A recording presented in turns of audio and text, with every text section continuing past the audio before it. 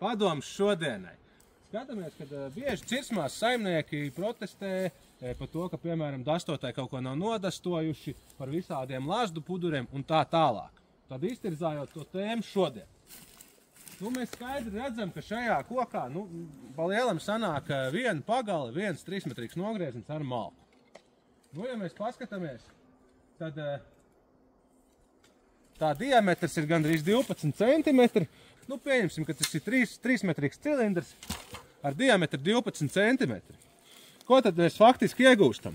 Ja diametrs ir 12 centimetri un zinām, ka riņķa līnijas laukums ir pi ar kvadrātā un tilpums ir laukums reiz augstums, tad varam izrēķināt, ka viena šāda te 12 centimetrīga nogriežiņa cilindriska kopējais tilpums ir 0,034 kubikmetru vienam gabalam.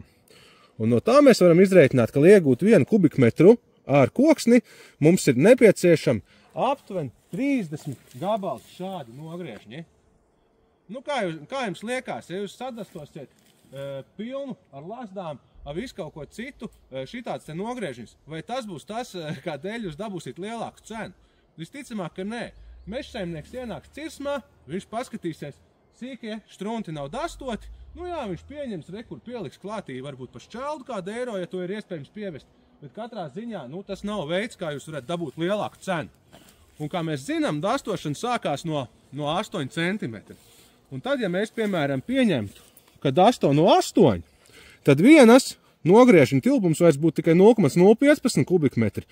Un, lai iegūtu 1 kubikmetru, mums ir nepieciešams 67 šādi nogrieži. Un, ja mēs dastojam visādas lāzdas, visu kaut ko tādu, kādam ir darbs, kāds ir skaitījis 67 kokus, lai teorētiski pēc tam iegūtu 10 eiro. Tā tas gluži nestrādā. Katrā ziņā tas ir tas, ko ņemam vērā un dastojam, protams, atbildīgi. Protams, viss arī citreiz nedaudz atkarīgs no apaļkoku cenām.